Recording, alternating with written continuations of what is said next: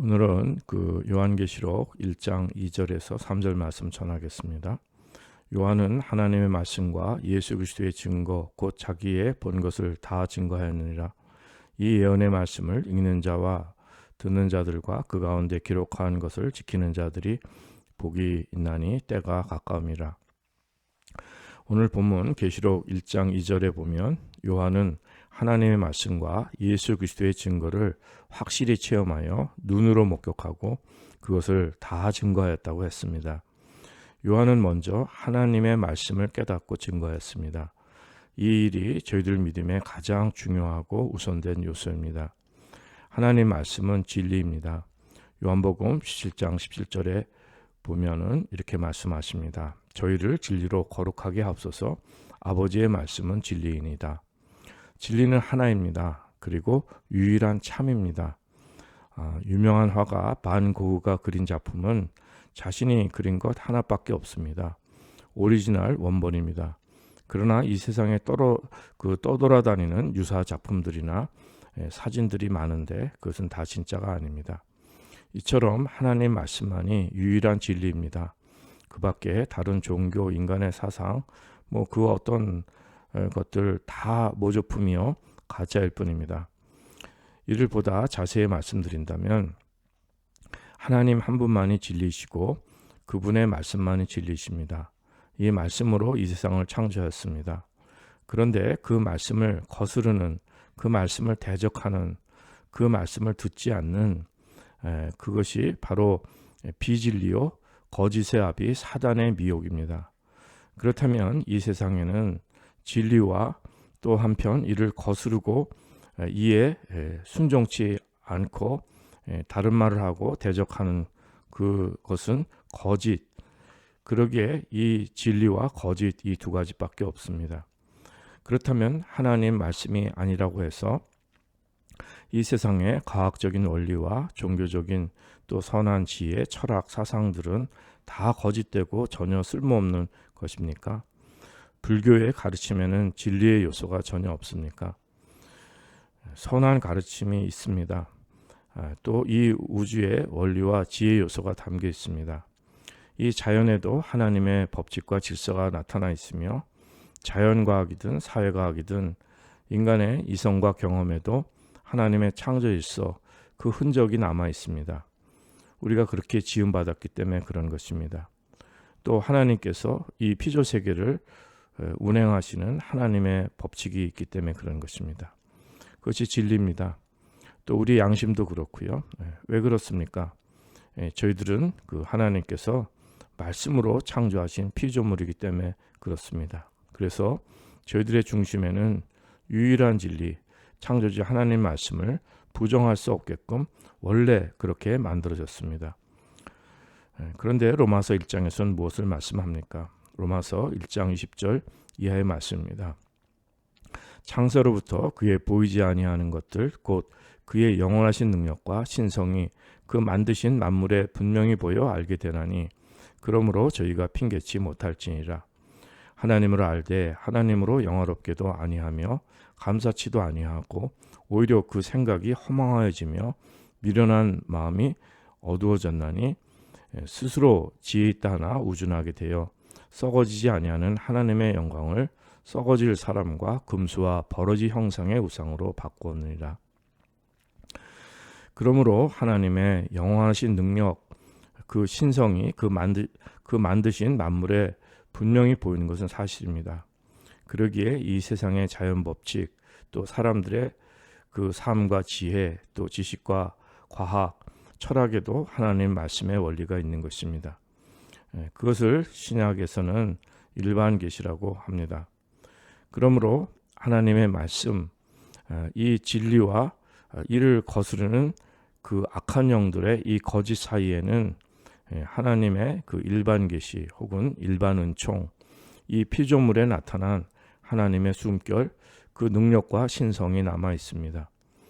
그런데 이는 생명이 없으므로 그림자에 불과하다고 성경은 말씀합니다. 사도 바울은 이를 이 세상의 초등학문이라고 했습니다. 참 진리 생명이 없기 때문입니다. 그런데 이 그림자를 쫓아 진리 추구를 한다면 이는 헛된 것이고 결국 하나님을 대적하는 사단에게 속아 넘어가 종이 되고 맙니다. 이 자연 만물을 만드신 분이 하나님이신데 돌을 경배하고 산을 경배하고 물을 경배하고 한다면 이것은 정말 하나님의 영광을 이 피조물 우상으로 바꿔버린 참으로 안타까운 일이 된 것입니다. 지난 시간 계시록 1장 1절의 시작 예수 그리스도의 계시에 대해 말씀 전할 때 저는 말씀으로 거듭난 후 계시의 신학으로 이끌림 받았고 그간 가졌던 인간 중심의 모든 구도자의 신학을 버렸다고 했습니다. Seekers Theology를 버렸다고 했습니다. 우리가 하나님을 찾아가는 인간 중심의 이러한 그 신학을 버렸다고 했습니다. 인간 지식으로 하나님을 알 수가 없는 것입니다. 지난 세기만큼 인간 지식이 발전한 때가 없었습니다. 지난 세기 모든 것이 급격하게 이루어지는데 19세기까지는 말 타고 다녔습니다. 20세기 들어서야 자동차를 타고 다니게 되었고 비행기가 날고 컴퓨터가 나왔으며 급격한 과학의 진보가 있었습니다. 그러니까 인류 이래로 19세기까지는 그 수많은 역사 속에서 다 말 타고 다니다가 갑자기 지난 100년 사이에 자동차를 타게 된 것입니다. 이러한 일이 신학계에도 미쳐서 사회과학이 신학을 지배했고 이 아카데미즘 학문주의가 특히 일반 대학에 딸린 신학대학원 등에서 이렇게 득세했습니다. 특히 지난 세기는 양자역학의 발전, 상대적인 세계관 이것을 그냥 정말 유명하게 지겹게 들어왔던 소위 포스트 모던 사상이라고 생각하시면 됩니다. 포스트 모던 사상이 뭐냐 이렇게 사람들이 묻는다면 그냥 상대적인 세계관이라고 대답하시면 큰 무리가 없습니다.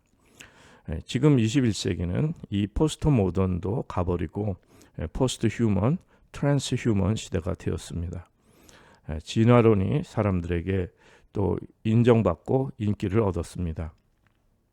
그러기에 진화론 신학도 또 인기였습니다. 특히 샤르땡이라는 그 프랑스 신학자가 학계에서는 주목을 받기도 하였습니다. 예수 그리스도를 그 오메가 포인트, 궁극적인 그 지점으로 보고 물질과 정신이 진화하고 발전하여서 결국 이 수렴되는 이 오메가 포인트를 향한다는 것입니다. 그럴듯하게 들립니다. 그는 가톨릭 사제였지만은 고생물학자로 이러한 그 자연과학적인 이 세상의 학문적인 소견도 깊었습니다. 지식인들은 이런 지식을 깊이 있고 역동적이고 아주 심오한 신학으로 여겼습니다. 또한 과정신학도 유행했습니다. 제가 과거 여기 신학교들에서 실천신학에 또 이제 이 적용되어서 공부했던 그런 그 흐름입니다. 다 그런 것들입니다. 이런 신학적 관점은 예수 그리스도만이 진리다, 성경만이 무한 하나님의 말씀이다 하면 대학원 그 토론 때 토론 자체를 할 자격이 없는 그냥 독선에 빠진 무식한 사람으로 취급을 받습니다. 무엇이든지 열려있는 마음으로 서로 배우는 학자적인 태도를 가지고 다른 종교도 존중하고 이렇게 우리가 열린 마음으로 그 신학을 학문적으로 그 연구하기를 위한 그런 걸 원한 학교풍이 만연했습니다. 지금도 아직까지도 일반 대학에서 학위를 주는 신학교는 그렇습니다. 또 성경 고등비평이 유행했다고 했습니다. 모든 사회과학, 자연과학 이런 학문적인 바탕을 중요시 여겨서 그냥 여러 가지 이 세상에 학문적인 주제로 성경을 다 찢어놨다고 했습니다. 그런데 이러한 일들이 왜 잘못된 일이며 또 저는 많은 세월 공부한 이러한 것들을 다 버렸겠습니까? 그것은 다름 아닌 이 모든 것들이 생명 없는 그림자인데 하나님 말씀 그 생명 안에서는 이 모든 것들이 그 생명의 말씀을 계시하는 그 계시를 설명하는 도구 또 도움이 될 수는 있습니다. 그러나 이러한 그림자 자체에 진리가 있는 것이 아님을 깨달았기 때문입니다. 왜? 진리를 만났기 때문입니다. 그러기에 이 모든 것을 정말 그 출발 자체부터 버리고 또 그 출발 자체가 잘못되었음을 깨닫고 버리게 되었습니다. 로마서 1장에서 뭐라고 하였습니까? 다시금 인용합니다. 21절 이하입니다. 하나님을 알되 하나님으로 영화롭게도 아니하며 감사치도 아니하고 오히려 그 생각이 허망해지며 미련한 마음이 어두워졌나니 스스로 지혜 있다 하나 우준하게 되어 썩어지지 아니하는 하나님의 영광을 썩어질 사람과 금수와 버러지 형상의 우상으로 바꾸니라. 우리 자연인의 상태는 하나님께서 저희들을 창조해 주셨지만 그 주인을 떠나 이제 우리가 피조물인데 내가 주인이 됐습니다. 그래서 생각이 허망해지고요. 미련한 마음이 어두워졌습니다. 내가 스스로 지혜 있다 하지만은 인본주의, 나의 지식, 경험, 판단을 내세우지만 우준하게 되었다고 했습니다. 로마서 3장에 가면 이렇게 말씀하십니다. 10절 이하에 기록한 바 의인은 없나니 하나도 없으며 깨닫는 자도 없고 하나님을 찾는 자도 없고 다 치우쳐 한 가지로 무익하게 되고 선을 행하는 자는 없나니 하나도 없도다. 이는 구약 시편 14편 말씀을 인용한 것인데 즉 인간의 본질은 후패하여서 그 누구도 진리를 깨달을 수 있는 능력이 없음을 말씀하는 것입니다. 그러니 당연히 타락한 인간의 본성에 출발하는 그 어떤 하나님을 추구하는 구도자의 신학 또 종교, 철학, 사상, 지혜 그 어떤 것도 진리에 다다를 수 없고 진리를 찾을 수가 없습니다. 제가 그 복음이 아니고 인간적이라면 누구를 가장 존경한다고 가장 자주 말씀드렸습니까? 그것은 성철 스님, 승려 성철입니다. 그는 자신을 정직하게 이렇게 성찰할 때 죄인인 걸 깨달았죠. 그래서 정말 죄가 태산 같고 지옥 간다고 한 것입니다. 그것이 인간이 할 수 있는 정직한 최대한 자기 성찰입니다. 그러나 다른 한편으로는 또 그렇게 교만한 일이 있을 수 없습니다. 죄인을 깨달았으면 예수 그리스도의 복음이 이 세상에 선포됐는데 주님을 영접해야 되는데 영접하지 않고 자기 의로 지옥 간다고 하면서 그렇게 간 것입니다. 진리는 하나님께서 사람에게 나타내 주셔야만 즉 계시하셔야만 가능한 것이고 이 계시는 오직 예수 그리스도를 통해서 받을 수 있습니다. 그러기에 오늘 본문 그 1장 2절에서도 요한은 하나님의 말씀과 예수 그리스도의 증거 곧 자기의 본 것을 다 증거하니라고 말씀합니다. 요한은 하나님의 말씀을 예수 그리스도를 통해 받았음을 증거하고 있습니다.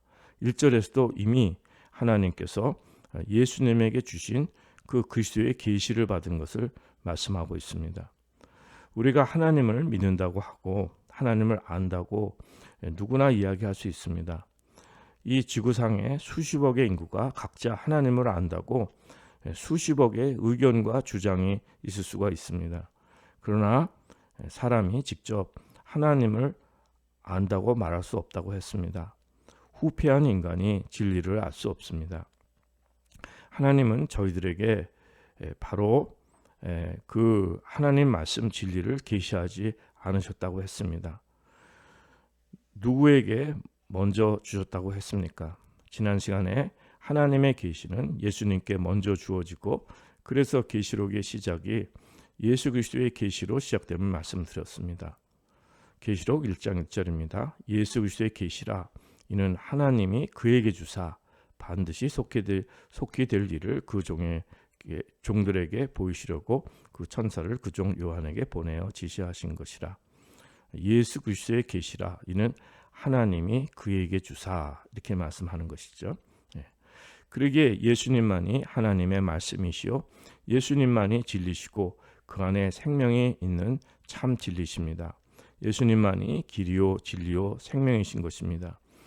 이 세상의 진리 추구는 그 그림자요 그 안에 참 생명이 없지만 이 생명은 바로 예수 그리스도 안에만 있는 것입니다. 요한복음 8장 31절의 말씀입니다. 그러므로 예수께서 자기를 믿은 유대인들에게 이르시되 너희가 내 말에 거하면 참 내 제자가 되고 진리를 알지니 진리가 너희를 자유케 하리라. 자, 그렇다면 이제 3절입니다.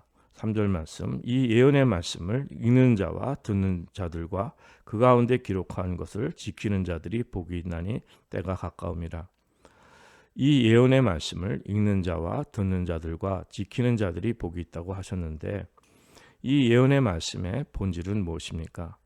계시록의 주요 내용은 무엇입니까? 네, 마지막 때 심판입니다. 그런데 이 계시록의 가장 본질적인 주제는 무엇입니까? 그것은 다름 아닌 계시록 맨 마지막 결론에 나와 있습니다. 계시록 22장 20절입니다. 이것들을 증거하신 이가 가라사대 내가 진실로 속히 오리라 하시거늘 아멘 주 예수여 오시옵소서. 즉 그 예수님의 재림입니다. 그런데 특히 과학과 인본주의가 급격히 발전한 지난 세기를 통해서 이 재림 신앙은 사라져 버렸습니다. 이상한 이단들이 시한부 종말론 같은 것으로 잘못된 예수님의 그 재림을 그런 재림관으로 많은 사람을 미혹했습니다. 그러나 재림 신앙은 진리의 말씀으로 거듭난 성도에게 있어서는 가장 본질적인 신앙입니다. 예수님이 다시 오신다는 의미는 예수님께서 하늘에서 구름 타고 호련히 나타나시는 이러한 초자연적이고 기적적인 현상에 그 초점이 있는 것이 아니라 참 진리의 세계, 참 생명의 세계가 회복됨을 의미합니다. 그러기에 계시록은 이 사단이 배후에 있는 이 거짓된 세상, 인간의 바벨탑을 쌓고 하나님을 대적하는 이 세상을 반드시 심판하시는 내용이 있으며 이제 그 마지막에는 사단이 결국 심판받게 됩니다. 그래서 마침내 하나님의 비밀, 그 경륜, 그 말씀이 예수 그리스도에게 모두 주어져서 부활하신 예수님이 하늘과 땅의 모든 권세를 이제 가지시게 되고 새하늘과 새 땅의 주인이 되시는 것입니다. 저희들은 예수님과 연합하여서 이 새 세상을 누릴 수 있게 되었습니다. 이 일은 막연한 일이 아닙니다. 이것은 진리요 반드시 이루어지는 하나님의 말씀입니다. 다시 말씀드립니다. 이거는 어떻게 주관적으로 어떤 종교적으로 주장하는 일, 막연한 일 아니면 무슨 어떤 특별한 체험 이런 것이 아니라 진리입니다. 반드시 이루어지는 하나님의 말씀입니다. 이미 시작절 1절에서 1절 말씀에서 무엇을 말씀합니까? 예수 그리스도의 계시라 이는 하나님이 그에게 주사 반드시 속히 될 일을 그 종들에게 보이시려고 그 천사를 그 종 요한에게 보내어 지시하신 것이라. 이 속히 될 일이 무엇이라고 하였습니까? 여기 이렇게 유튜브에 올린 말씀에는 간과되었지만 실제 전한 말씀 때 무엇이라고 하였습니까? 그것은 속히 될 일은 반드시 될 일이라고 말씀드렸습니다. 이 세상의 시간관이 아니라 하루가 천년 같고 천년이 하루 같은 하나님의 시간관에 있어서는 속히라는 뜻은 반드시 꼭 이루어질 말씀을 의미합니다. 그러기에 본문에서 그냥 속히 될 일이 아니라 반드시 속히 될 일이라고 말씀합니다. must입니다. 그렇게 되어져야만 하는 일입니다. 또 이 속히라는 뜻은 이와 같은 어구는 그 어디에 쓰였다고 했습니까? 야고보서 1장 그 19절에 보면 듣기는 속히 하고 말하기는 더디하며 성내기도 더디하라 이런 말씀이 나오는데 듣기는 속히 하라는 때 이 같은 어근이 쓰였습니다. 이 말씀은 준비됨을 의미합니다. 항상 준비된 일입니다. 그러니까 듣기는 항상 이게 우리가 듣는 것을 항상 준비된 마음으로 들어야 함을 의미합니다. 그러므로 계시록 본문에서 이 속히라는 뜻은 이 세상에 가는 시간을 말씀하는 것이 아니라 언제든 준비되어 있는 하나님께서 명령하시면 언제든지 급박히 바로 이루어질 수 있는 일을 의미하는 것입니다. 이렇게 하나님 말씀 진리는 이미 준비되어서 이미 계획되어 있고 모든 것이 다 끝나서 반드시 일어날 일입니다. 이것이 속히 일어난다는 뜻입니다. 오늘 본문 3절에서도 말씀합니다. 이 예언의 말씀을 읽는 자와 듣는 자들과 그 가운데 기록한 것을 지키는 자들이 복이 있나니 때가 가까움이라. 때가 가까움이라. 이 역시 세상의 시간 개념이 아니라 하나님의 시간에 언제든 반드시 일어날 수 있는 정해진 일을 의미합니다. 또한 이미 살펴본 계시록 마지막 장, 이 마지막 절들에서도 인용 들었습니다. 다시 인용합니다. 20절입니다. 계시록 22장 20절. 이것들을 증거하신 이가 가라사대 때 내가 진실로 속히 오리라 하시거늘 아멘 주 예수여 오시옵소서. 주님께서도 속히 오리라 이렇게 말씀하셨는데 진실로 속히 오신다고 하셨습니다. 반드시 약속을 지키시고 헛되지 않게 정말 하나님의 말씀은 하나도 땅에 떨어지지 않은 것을 말씀해 주시는 것입니다. 주님의 재림의 그 약속, 이 주님의 재림이 속히 이루어질 것을 믿습니까? 그것이 이 세상 시간으로 무슨 일이 있고 그 다음에 무슨 일이 있고 그래서 장차 몇 날 몇 시에 온다는 개념으로 이해하시지 않을 줄 믿습니다. 저희들이 말씀으로 거듭났습니까? 진리로 거듭났습니까? 그 어떤 신앙 체험 이전에 하나님 말씀이 그대로 이루어짐을 믿고 느껴지나 안 느껴지나 이해가 되나 안 되나 잘하나 못하나 기쁘나 슬프나 우리는 주님의 재림을 기다려야 하는 말씀으로 거듭난 사람들입니다. 하나님 말씀의 다스림을 받는 사람들이고 진리 안에 사는 사람입니다. 하나님께서 우리에게 생명과 호흡을 주시고 오늘도 하나님의 경륜을 이루시는 그 하나님 그 진리의 길 안에 저희들은 그 다스림을 받는 사람들입니다. 야고보서 5장 7절 이하의 말씀입니다. 그러므로 형제들아 주의 강림하시기까지 길이 참으라. 보라 농부가 땅에서 나는 귀한 열매를 바라고 길이 참아 이른 비와 늦은 비를 기다리나니 너희도 길이 참고 마음을 굳게 하라. 주의 강림이 가까우니라. 오직 하나님 말씀에 청종하고 그 믿음을 드리는 것밖에 없는 것입니다. 주님께서는요 저희들이 생각지 않을 때 호련히 오십니다. 밭에서 일을 하다가 또 집에서 맷돌을 갈다가 일터에서나 여행 중이나 예배 중이나 집에서 쉴 때나 언제 주님 오실지 알지 못합니다. 주님 언제 오실지는 모르지만 하나님 말씀 영생의 양식의 말씀을 날마다 나누어 주고 또 이 하나님 말씀을 읽고 듣고 지키는 그 복된 영의 삶이 있어야 할 줄 믿습니다. 영생받은 성도는 주님 언제 오실지 이 세상의 시간관에 얽매이지 않습니다. 인생은 한밤의 경점 같은 것이요 아침 안개 같다고 성경은 말씀합니다. 이 그림자 세상에는 아무 정들 것이 없습니다.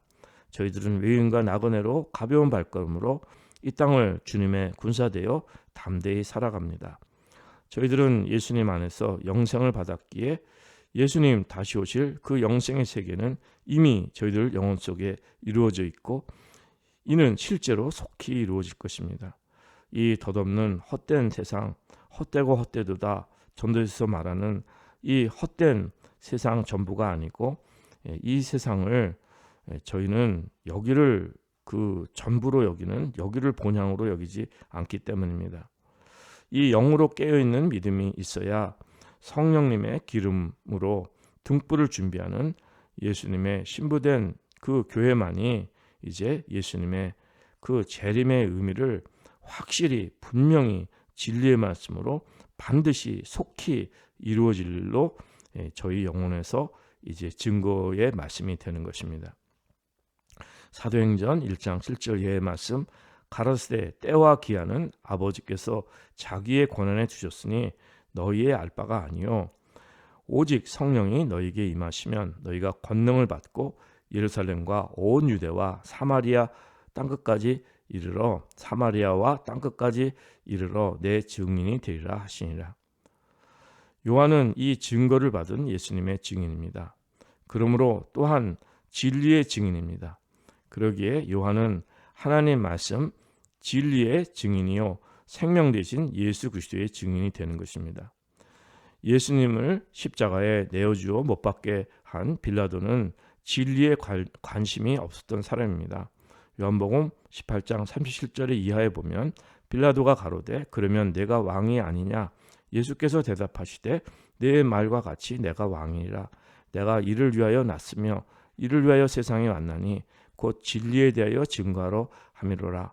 무릇 진리에 속한 자는 내 소리를 듣느니라 하신대 빌라도가 가로되 진리가 무엇이냐 하더라. 이 말을 하고 다시 유대인들에게 나가서 이르되 나는 그에게서 아무 죄도 찾지 못하노라. 이 세상에 많은 사람들이 진리 자체에 관심이 없습니다.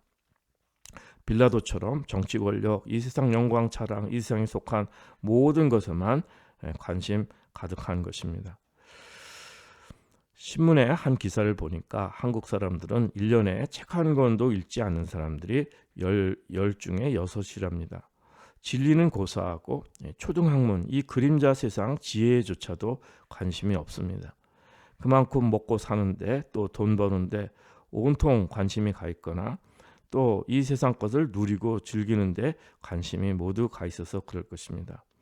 성도 여러분, 예수 그리스도의 계시, 이 천국 복음의 말씀을 받으셔서 예수님을 주님으로 영접하시고 나의 모든 죄 그분의 보혈로 씻김받는 복을 누리시고 영생을 얻으시는 진리의 사람 되셔서 하나님께서 저희들 위해서 오늘도 길이 참으시는 속히 반드시 언제나 준비되어서 일어날 일이지만 저희들 위해서 길이 참으시는 은혜를 깨닫는 복이 있으시기 바랍니다.